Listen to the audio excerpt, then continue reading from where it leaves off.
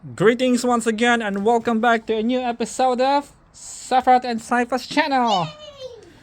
We are outdoors today and today we have the Xuanhanosaurus from Dino Trackers and a Masiakasaurus, the green one from Dino Escape. Alright, and we will unbox the new KILESKUS from Epic Evolution. Alright, so there we go. It's a danger pack. Let's check the back. Alright. We still don't have this red velociraptor. Let's unbox it. It almost has similarities from the Xuanhanosaurus, so I chose it. Alright, it is a mounting type. There we go.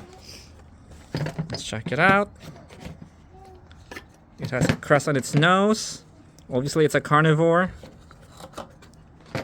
Has feathers. There you go. It's a feathered dinosaur. I've never heard of this on KILESKUS before. Okay. It's the same size as this Xuanhanosaurus, or actually the Xuanhanosaurus is bigger. It's also longer.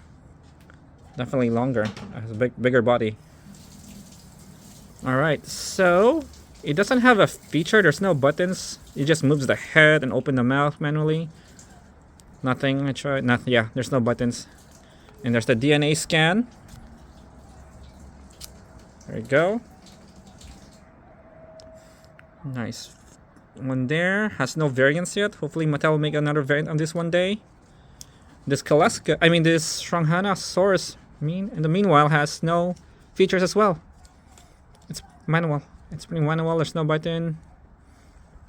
Oh, there we go. It moves there, up and down. Meanwhile, this Masiakasaurus has a button right here. You just push it, goes down, just like the red one. Mouth doesn't move though. So that's pretty much it. It's the DNA scan. Has just two variants, the green and red one.